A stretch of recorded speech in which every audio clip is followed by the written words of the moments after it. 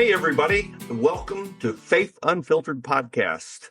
Today, we're going to be talking about Percolating on Faith. The Percolating on Faith series is where curiosity, theology, and spiritual growth brew together. I'm your host, Blake Smith. I'm here today, and I am very excited to be with two wise and knowledgeable folks in this area, and also very dear friends of mine, Tony and Charmaine Chvala-Smith. Welcome, guys. It's great to be with you. Good to be with you. Thanks, Blake. Always good to be with you. So Tony and Charmaine and I were at a reunion earlier this summer together, and we're having some conversations with folks. And the issue of faith and doubt came up several times, not only at that reunion, but for reunions for me throughout the summer. And we decided it might be timely for us to have a conversation about that. So we're having this conversation because of those encounters, and it really includes a couple of different groups of people, I think, and maybe Tony and Charmaine might have a different perspective on this, but part of that is that we've got a group of folks who are struggling with questions of faith and doubt and wondering if that's okay in their spiritual journey. And then we have other folks who are already self-identifying as either atheist or agnostic, and wondering if they still have a place in Christian community. They're not ready to give up everything in terms of their experiences and their community, but they're really already, again, self-identifying as being non-believers in one way or the other. So those are the kinds of things we're going to talk about today. And what it ultimately boils down to is what happens when you find yourself in a place theologically that's different from where you started. And with that, I'm going to turn it over to Tony and Charmaine to get us going. Well, I think we'll begin by just talking to those who have struggled with what is happening to me. Oh, I used to believe this, and now I can't. And maybe I've got some new beliefs, but does that make me unfaithful to what I started with? What does God think of me? Ooh, what does the church think of me? Is there space for me with my particular set of beliefs or not beliefs right now? So, I'm going to start with just a few terms that I think might be helpful for people to kind of self-identify. Is this part of your experience? So I'm going to start just with the idea of faith and doubt.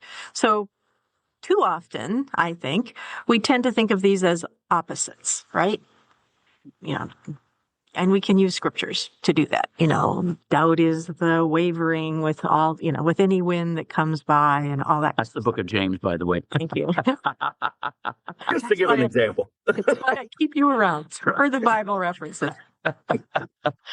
But our experience has been that faith and doubt work together. They need each other. Because unless there's an openness to new information or experience, which often means we have to reevaluate what we started with, we won't grow in our own faith. And we'll just be inheritors of other people's faith, the ones that we've received. So doubt, well, I'll get a little bit more into defining these. So we don't just believe, or shouldn't just believe, because somebody told us to, right? But that's where we all start. We all start by someone telling us what faith is, what it means to believe. But that doesn't make it. Give me that old time religion, right? Right. Well, we start there, but who stays there, right? Maybe there is a portion of the population that stays there, and that's really important to them because it's the one sure thing in their life. But for most of us, I think, if we're doing that, if we're just staying there, we don't have our own faith. We just have a borrowed faith. I said inheriting earlier. We're letting somebody else determine what faith is going to be for us. And so I'll start with what is faith in God or relationship with God? What isn't it? Well, faith in God is different from faith in the ones who told us about God. And faith is different from the things that they told us about God. And faith is different from what our relationship with God is different from faith in the church or the church's teachings. And I think that's really important because faith is a pretty individual thing, and we can claim that. It's our journey. It's our encounters with God, or God's encountering us. It's going to shape us in a particular way. Our faith is something we hold and can grow and can value in ways that we might not if we've just inherited it. So I think it might be helpful to distinguish between a searching faith and an easy faith. So a searching faith has to ask questions, right? Typically, it's asking questions because it wants to go deeper. It wants to know more. It wants to understand. It wants to ask the how and the why. And maybe we have to entertain the idea that the people who came before us didn't know everything. Or maybe we have to entertain the idea that some people who came before us knew way more than we thought. I mean, we should maybe incorporate some of what they thought into our lives. So this is all about asking questions. It lets us go to more meaningful places. It makes us curious. You make me think of something. I was having a conversation with someone not too long ago, and something they had realized about their own faith. I'm just wondering if this plays into that as well. And what the person was telling me was that he had realized that the things that he had learned at an early age. And if he's at an early age, his parents who were teaching them were also, quite honestly, at an early age, who hadn't really maybe worked through their own process, had not found the permission to have that doubt and question. They were working on what their parents had taught them, who were probably also at an early age. So we continue to perpetuate that, and the passing on of some of those things then has maybe not been worked through. Wow, that was a very good insight on their part. And, I say this often, but what we learn first, we learn best, because it's taking up new space in us. And so it's there.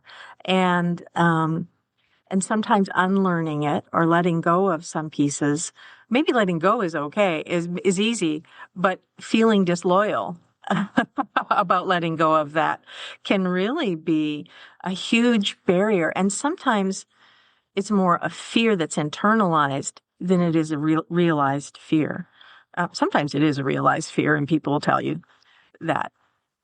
And what we learn first, for example, kids in pre-baptismal classes, what we learn first creates a kind of framework in us that we then use to experience the world further. But,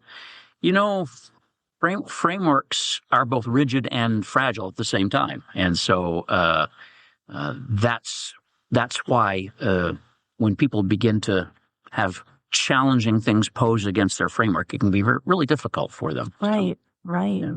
And also, when children learn things, people tend to make the ideas simpler, more streamlined.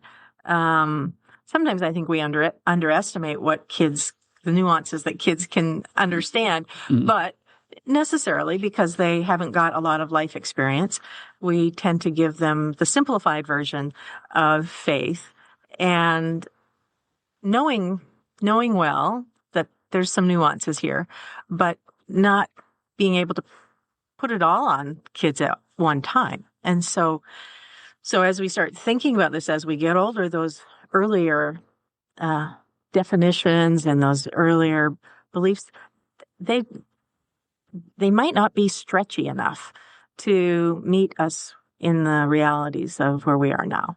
And so that seems very logical, right? That the things that we learned when we were youngest are a taste of something, but not the whole meal. And so I think that's an interesting way to think about this whole question of doubt and questioning and the faith crises that may occur because of that. It's a natural process, but we may not have, you've used the word permission a couple times already.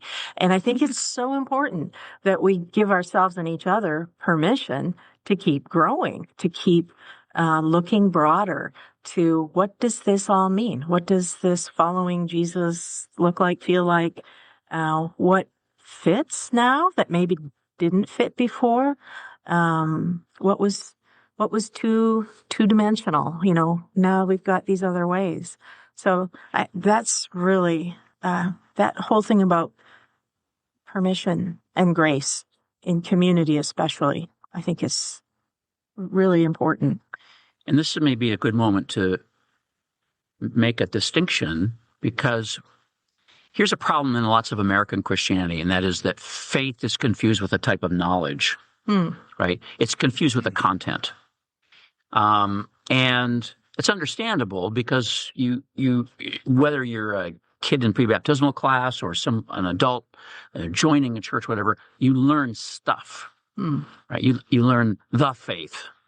Kind of like a list of beliefs. Yeah, right. List of beliefs and practices and church history and all that. And that's important, right? It's important, but you have to learn how to distinguish that from faith as trust in, right?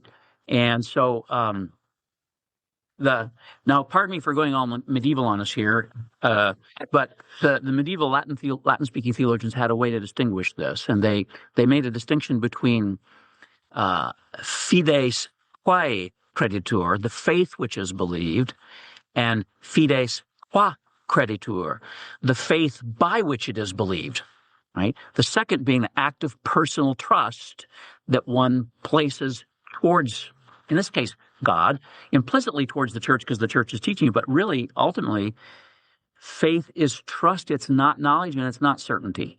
And that's one of the constant pastoral problems, is that people confuse faith with certain knowledge. I think that's really difficult. And so sometimes what we call a faith crisis in many cases actually turns out to be a certainty crisis, right? So that's different. Yeah, I think that's really helpful, and it certainly makes it understandable why faith is so difficult when you're looking for certainty to live in that. I mean, we live in a world where there's a lot of unknowns, so we like knowledge. So that's helpful. Yeah. It's, I think that's a good distinction to be making. That certainty piece. Because maybe at some level, everybody wants some certainty. I know I do. I have many times. I'd like some certainty this morning. But even the greatest of certainties has an element of trustfulness in it, right? Has an element of trust in it, and that's really quite important to keep in mind. So faith in the New Testament is most of the time it's trust. So trust in. Apologies for the bings coming up here. My computer is dinging us with stuff that I believe I just shut off, but it's still dinging us. So I don't trust maybe it's trying to answer the questions for you, Tony. Right. AI is stepping in to solve all of our problems here, right? Yeah, hope not. A little AI certainty. So, there's another distinction that might be helpful, and that is the distinction between questioning and doubt. So questioning here, at least I'm kind of framing this as a desire to go deeper, curiosity, asking the hows of the whys, and maybe even what's relevant for now. But then there's doubt. And I would say with doubt as well, it's really, really important. And it's kind of around things we've just been saying. Doubt comes because what has been passed on, the faith that we learned maybe at that young age, or maybe our first encounters with it in a real way, that it doesn't measure up, or that it's too simplistic, or that it's just wrong. So doubt is a really important player here because it allows us to imagine that faith can be different. It can be bigger. It can include the complexities of life. So one of the things that we hear a lot from our students, but we hear from other people too, is the idea that if you do everything right, if you're good, you do everything right. But I do start to notice that it's parents and teachers and like Sunday school teachers and the society that kind of says, if you do things right, then your life will be comfortable and successful. You'll be successful, right? I mean, you hear that. If you do everything right, God will protect you and you will be safe, right? I mean, that's implied. If you follow all the rules, who's making the rules? But if you follow all the rules and if you're good, and probably if you're a woman, if you're nice, which is like one of those rules, then God will take care of you and you won't have any challenges and it'd be good. And now I'm feeling judged as a professor who says, if you follow the rubric and write the paper this way, you will get good grade. If you do not, you will get bad grade. And part of the problem is that these different parts of our lives will have a tendency to not just say, well, this is a rule that if you do the right things, you'll probably, do okay. We imply that this is what God requires as well, that we keep this rule and this rule and this rule. Well, it doesn't take very much life experience. You see a good person at church who is dying in an agonizing way, and there's nothing anybody can do, and they've been prayed for, and they die. I mean, you need to ask questions about that beginning belief if you're going to have any room for belief, because otherwise it's like, well, they lied and God doesn't take care of people, right? So why should I invest in this? So, but the other way is to say, I wonder if there's another way of looking at this. And so doubt lets us do that. And then we start saying, oh, wait a minute. Jesus did all the right things. His life didn't turn out easy. His disciples didn't turn out easy. Maybe this isn't a good characterization of what God wants. And then maybe we might go to a place where we say, oh, maybe what God wants is a relationship with us and wants to be with us in those difficult times in life rather than making sure we never have them. Doubt lets us go to a different place and lets us grow with God and instead of letting the failures of our earlier theology get in the way. Sometimes over the years, Charmaine and I will hear from church people, we don't want our kids taking any religion classes or seminary classes because it'll just make them doubt. And it's like, my response to that is, dude, you don't need a single seminary class or religion class to make you doubt. You need one bad call from the emergency room, right? You may take zero classes in theology, and one devastating call from the emergency room is the experience that may provoke deep sense of doubt and loss of faith. So yeah, and so if you stick with doubt, but also take the other pieces, that people are believing in something that's real. It really matters to a lot of people.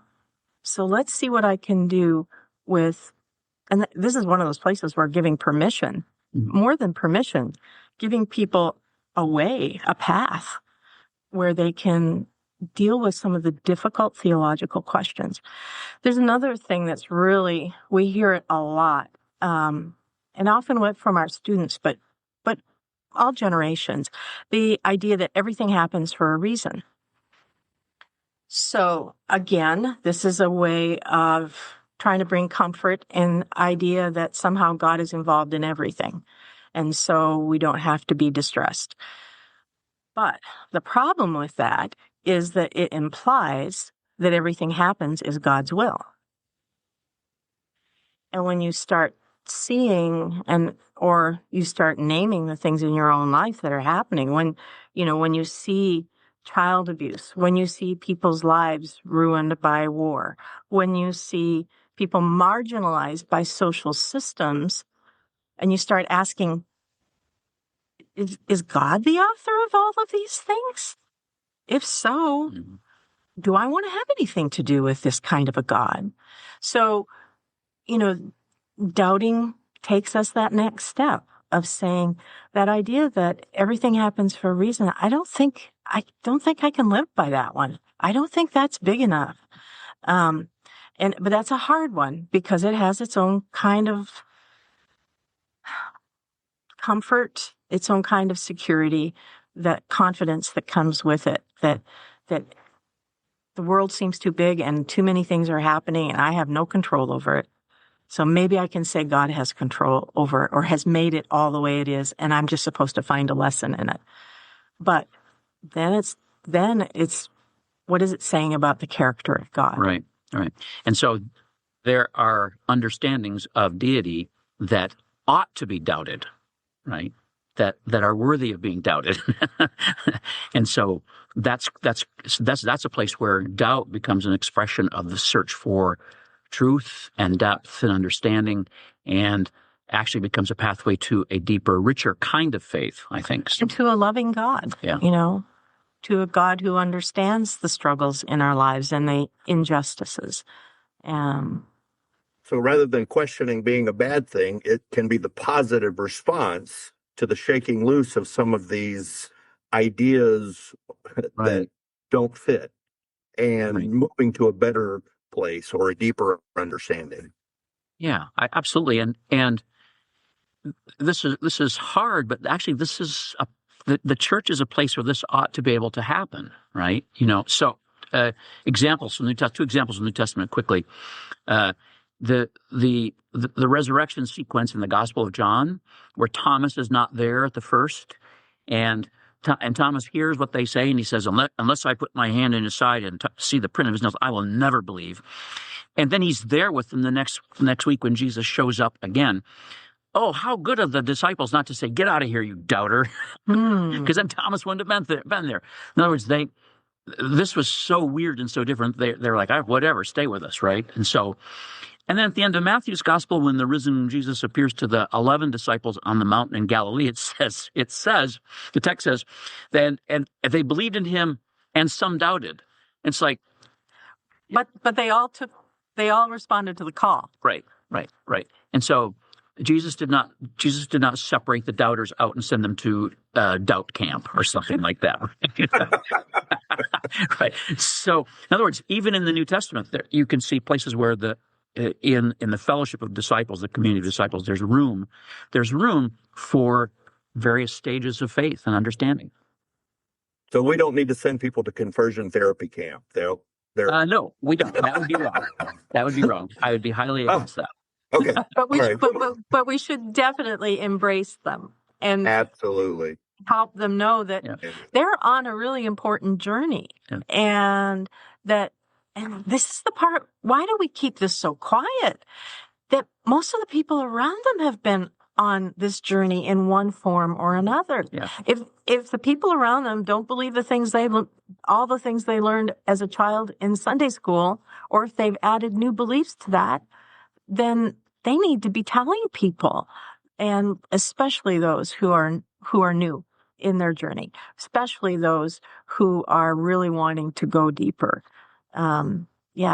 Because it's a scary place when you have no road signs, and you don't know if you can stay on this path or if others have stayed on this path. And if we're not talking about it, then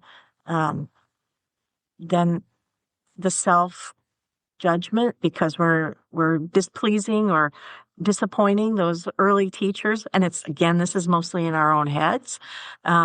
Because probably those early teachers, if they're still alive, think a whole lot different than what they taught us when we were whatever age we were when we started. But we don't say that enough. We don't let each other know, this isn't an easy journey. And you have to let go of some things in order to to pick up the more precious thing. So. Yeah, listeners, I hope you're hearing this. This is not just for those who are obviously in faith crisis or doubt, but for all of us who are holding on to those things and trying to keep a front up that we are okay, even when we have questions. Yeah. This is okay for everyone. Yeah, and maybe that's the thing. Maybe we need to say we're more okay because we have questions. We're more okay because we have doubts. As a young adult, I was led to believe, early learnings, right? That the story in Genesis about creation, that was, and, and then in school, and in culture, I learned about evolution and was kind of told by people, these are two different, maybe even opposite ideas. But you know what? I could hold on to both ideas. And as a, high schooler, it's like, what if this idea is right? What if this idea is right? And you don't have to rule out one or the other in order to what if. And we all do this all the time when we're making decisions on other kinds of things, when we're changing our ideas, when we take classes to learn new ideas. We're saying what if, and we can hold even more than two different ideas about the same thing all the time. And so I think this is something we can let ourselves practice in the realm of faith, of belief, church life, spiritual journey. And that holding of two ideas at the same time is actually what is meant by a paradox. Paradox is a positive word. The theologian Paul Tillich says paradox comes from the Greek words which mean contrary to the opinion of limited rationality, right? So limited rationality says only one thing can be true, right? But a more nuanced rationality says no multiple things can be true at the same time, and that's what a paradox is. So God created the world. Evolution is a real scientific, it's not a hypothesis, it's a theory. It makes sense of data, right? And so both things are simultaneously true, right? Even if you can't fully make them jibe. So right. I'm okay with that. And it was, it was a relief when somebody in my religious world said, oh, those two ideas can merge. They can support each other. The idea that God is creator and that evolution is a reality. It's like, oh, okay then.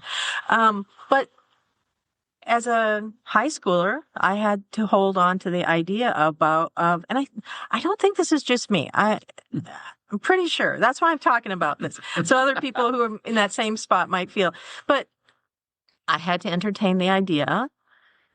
What if is God real? What if God isn't real?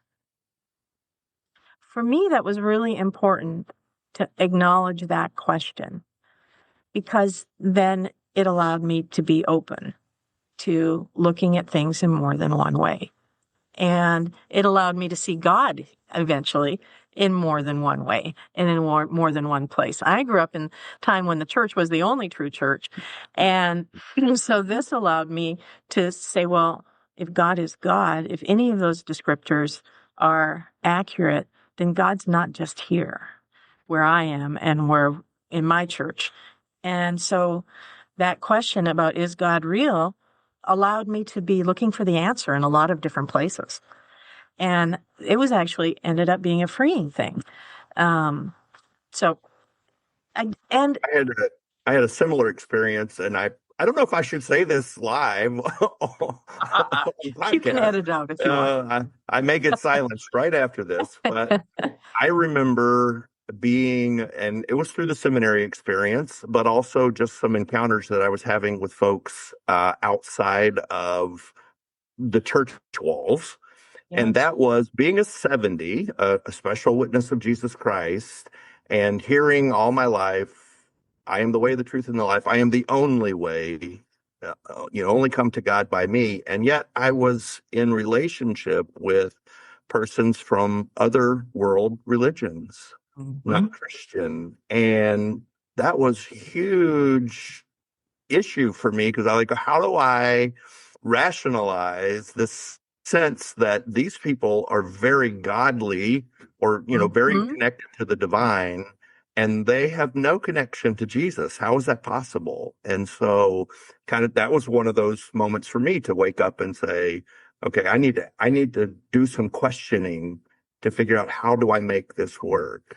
And I've gotten to a point where, and this is the part that I'm taking a chance saying live in a recording, but I can say to people with pretty good confidence that I cannot say that Jesus is the only way to God.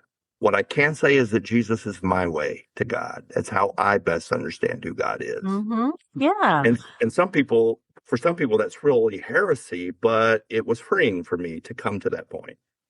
Because in some respects, I would say, tell me if I'm wrong, but it allowed you to be faithful to the things that are most important to you about what you know about God.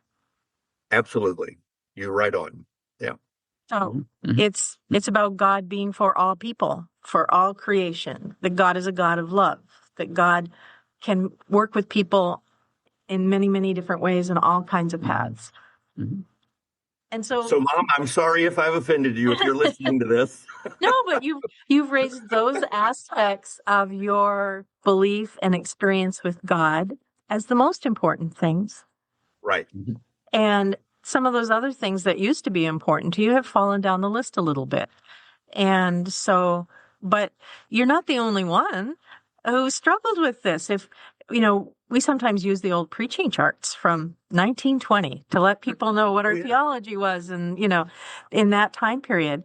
But even they were asking the question, what about these people who are better, who are from other faiths, but who are better Christians than we are? Surely God is a fair God. Surely God is a God who knows them too. So even on our old preaching charts, when we thought we were the one and true only church, that question was being asked. It's part of our journey as a church as well. So, no, I'm so glad you shared that. And it seems to me that part of the maturing of a faith journey is coming to understand that